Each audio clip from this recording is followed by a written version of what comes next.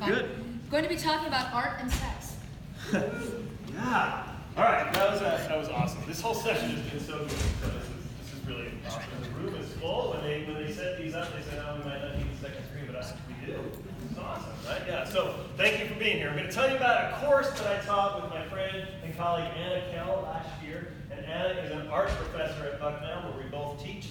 The course falls into a new requirement at Botanical called the Integrated Perspectives course. It's a sophomore requirement where students take a course co-taught by two professors from two different disciplines. It's challenging to take these courses because you're thinking in a different way. It's challenging to teach these. Students don't really like them. Faculty don't really like them either, right? And so I was like, let me try one. Right? So in the spirit of this, I had to find somebody to teach with. And what I did is I somehow convinced my colleague Anna, who was pre-tenure art professor, to teach this course, and I had to promise her that the teaching evaluations wouldn't be terrible, so they wouldn't go in her review file. And the reason I asked Anna to join and teach this course with me is that I wanted to teach a course about flowers, about plant reproductive biology, about botany. And she does a lot of really neat work with floral motifs. In particular, has done a lot of cool stuff where she repurposes old mattress covers. She searches for these things all over the place. And then makes art out of these things as a way to talk about how we use images of flowers to think about things like virility. Why do we have mattress covers full of flowers? And sort of this whole idea kind of thing, right? So I went to Anna and I saw her studio and I said, how about we teach a class together? And she actually agreed. So we are teaching this course that really is, the core of it is to learn about botany, to learn about plants, and largely to learn floral biology. But in doing this, we're also examining the uses of flowers in arts and culture, and how we use flowers to connote certain ideas about culture and our beliefs, and particularly how those things connect to ideas surrounding gender and sexuality. And the cool part for me is that this is a course that is also an art course, right? Something I've never been able to teach or really do. And so the students are within this sort of construct of learning about flowers, are also learning to make art, to conceive projects and complete projects, and also to become people who can interpret artistic works, with a sort of big, broad theme being that one of our learning goals is to sort of really examine the many ways that flowering plants do sex, right? And use this as a way to speak about the diversity of sexual forms and sexual behaviors and sexual expression across all of life on Earth. So that's big. That's a big sort of learning goal we're shooting for, but it was important to us, right? So what I'm going to do is I'm going to basically, every slide is are images from social media engagement we had in the course. This was important to us to have this. In fact, after every class, students were asked to post on Instagram using the hashtag bisonflowers, or the Bucknell bison. It was a hashtag that had never been used before and hasn't been used since. So we knew that everything coming out with that hashtag was generated from our course. This is a really cool way for us to give assignments, to track assignments, and for students to interact in this space they feel pretty comfortable in, right? So that was kind of nice. We did a lot of it the students were doing it on Instagram, and I also did a lot on Twitter. And you can see in this very first iteration, we're sort of having students do some art right off the bat. So the very first assignment was come into class and draw and label a flower from memory, right? What did they know? What have they learned before? And then sort of talk about this. And also in that first week, we also began to ask them to look around and see where they find flowers in imagery. This was an Instagram assignment where we said, well, go through your wardrobe or your friend's wardrobe and post images and tell us what you see, right? And everybody went home and very easily found, we're wearing a lot of floral stuff right now, right? So, it is a botany conference, but they also found it in their regular lives as well. And this social media engagement part really became a lot of fun. I'll come back to that in a minute. We spent a lot of the first part of the course asking them to learn about flowers, to examine flowers, to learn the parts of flowers, what are flowers for, how did they get the way they are, and also did some art stuff. Now we had 32 students in the course, 2 were art majors, the other 30 were all sorts of different things, but a lot of STEM people that really hadn't done much art in their coursework, but clearly some people had some talent, right? So this is part of our sort of dissect the flower, learn the parts, draw a flower, and describe what we see, right? So this is really nice. But what I want to point to also here is that Hannah Bison Flowers is not the person who did this illustration. She posted this on Instagram and then commented on the piece about what she liked. Same for this illustration, right? So this was a really nice piece that was both sort of descriptive and had the art and had parts of the lily that was dissected. And then Sierra Flowers is posting this and saying, here's what one of my classmates did. in addition to students commenting on social media about the work that they're seeing in class and their own work and their own process, we also did peer critiques in the class. Now for Anna, my art colleague, this is what they do all the time, right? Students make work, they put it up, people talk about it, they critique it, the person has an opportunity to sort of share what their work means to them, what they were trying to get at. All new for me, right? This was really exciting for me to teach in this way and have this happen. It ended up being a really important element of the learning that occurred in the class. Once we sort of had the basic flower biology stuff down, what are flowers, right? Where do they come from? What are their parts? We began to sort of put flowers in context. And first we want to put it into a biological and ecological context. So we moved into a really cool project that we worked on for a few weeks where they were doing wire and paper models on pollinator syndrome. So everybody was assigned a different syndrome, split up in teams, and then they made these models. And you know, group work sucks a lot of the time. It can be really lazy teaching, and students don't love it, right? Typically, right? But this is one of those group work things where they really bonded over these projects, and you can see they're having a pretty good time. I think most of the students enjoy being part of a team where they can split up the labor and begin to build these things. But most of these students had never done anything like this before, so we were really keen on doing these in-process critiques. We would go around and look at what each team was doing with everyone in the class and talk about what they're working on, what's your goal, what are you trying to make, and talk about them. And eventually they end up with completed projects. So again, these are not art students, largely. There are only 2 art students in the whole class. So this is a cactus and bat pollination syndrome. You can see there's a rafflesia in the back on the left.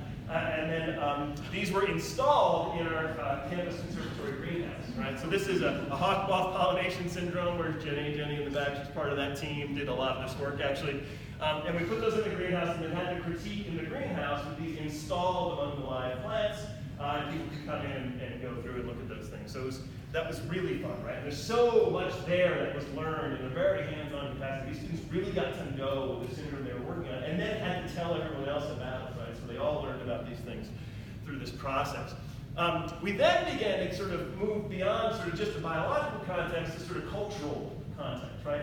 How are flowers used, how is botany sort of seen outside of science? And to begin this idea, we did this repeated pattern assignment. If you've never done it, I had never. If you've never seen a repeated pattern, essentially you're creating these wallpapers where the artist makes this sort of square of images where there's a continuation on the top and the bottom, the left and right, and those squares are sort of put together and they make this continuous pattern, right? And this was a thing where they were assigned readings that were botanical, but also had some sort of historical and cultural significance, and then they had to express that through this repeated pattern assignment. Again, this is Jenny's piece, really awesome stuff that had to do a little bit with orchids. Same with this piece by Clara, another piece that was sort of about pseudo-copulation and orchids and her interpretation of some of those things. And these hung up in the hallways in the biology building, so it was a really cool way to sort of get this stuff out there. Ultimately, we wanted to get to the point where they could do this culminating assignment, which is sort of the final few weeks of the course. And this was sort of a way to sort of learn about natural history collections and do herbarium collections, and then see these in the end as forms of artistic expression. So first we had to do actual just collections and make herbarium specimens. So here we are, finally spring has sprung, and we're out there collecting plants, putting them in presses. Eventually getting to the point where we're learning how to mount specimens back in the lab. So we had a full day of doing this sort of thing. And I love this because this is a sort of like cool social media engagement that's occurring. You got Brandon saying, your boy is mounting his specimen for the herbarium, and his friends are like, that's awesome! You're just like, so all this stuff, like we're seeing this as the educators, that they're engaging in this way, but their friends are also chiming in and saying, wow, that's awesome that you're doing that stuff. They're learning what a herbarium is and what a specimen is, right? And we ended up with some really nice specimens eventually, even if the label wasn't where I really wanted. But these were still beautiful specimens that they were making, like this snowdrops that Clara put together, right? We then parlayed that into really what became their final assignment, which we had the class use the hallways of the biology building as an exhibit space, an exhibition space, and they put up their final works, which were sort of said, your final work is a herbarium space, so you have to have a sheet of herbarium paper, you have to put a label on it, but after that point, do whatever you want, any medium you want to put on that piece of paper with that label, and we want you to say something about an issue, a social issue that's important to you. And then they came to us, we talked through it, they vetted, they planned, they did all these things. And in a moment, you're going to hear just a little bit from Ariel on the left and Jenny on the right, who are in my research lab at Botanical. We're also in this class. But here's some examples of what they did. So, neuroscientist student used images of brain scans to create a botanical specimen, and then talked to us about mental health issues and the pharmaceutical industry. Person who plastic pollution is very important to them, and they used this classic image from a National Geographic to sort of recreate that image in this herbarium specimen. This is Jenny's piece, so Jenny, you're right there. So why don't you tell us what this is about? Do you want me to come up there? Sure, from there is good. I think you can. Okay, so I did this big piece. I was trying to capture how modern beauty and beauty standards for women are kind of two-faced, and that we're supposed to be both natural in our beauty and also like perfect, like doll-like. So I made this hand that's supposed to be a natural feminine woman's hand, but it's also doll-like in appearance. And then I pressed some flowers that I found outside, but I also cut up pieces of magazines with usually beautiful women on the covers, and I changed the color and then cut them up and hid them within the flower to try and encompass this type of subversive message about how women are supposed to be naturally beautiful and also perfect, which just doesn't make sense. So some of those flowers are fake and are made out of magazines. Awesome. Okay. All right. This is a piece by Ariel, who's also right here. So Ariel, why don't you just tell us what this is about? Yeah. Hi, I'm Ariel, and again, with my project, I wanted to just illustrate the cultural appropriation of Black hairstyles by non-Black people.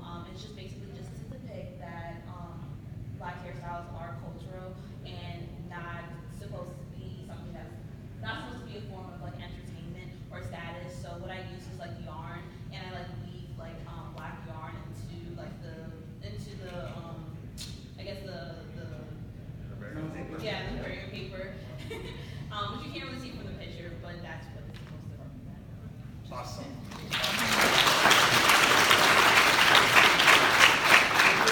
Bio majors, right? Like this is awesome stuff, right? Okay, so these were sort of some of the more poignant examples of these things, including this one from Brandon, who cut up pieces of a pride flag and then reconstructed all the parts to make specimens that represent national flowers from countries where you could be put to death for being gay, right?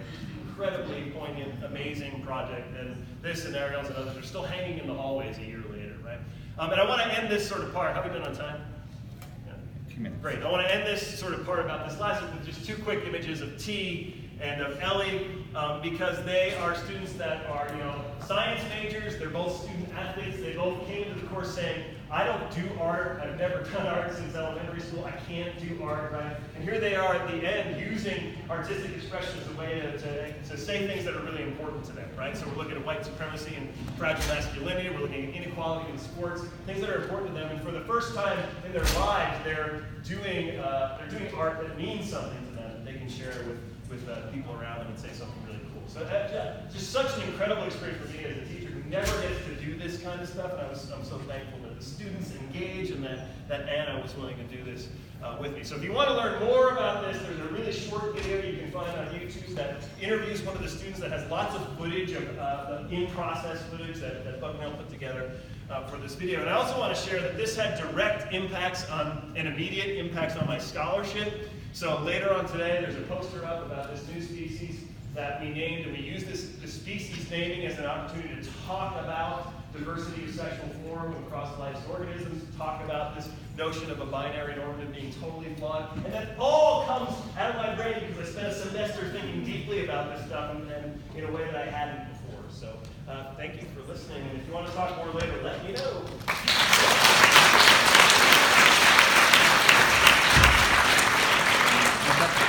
Yeah? We have time for a couple questions. Any questions? I mean, I want his lesson plan. So, Yeah, honestly, if you also want to, I can share a syllabus or any of the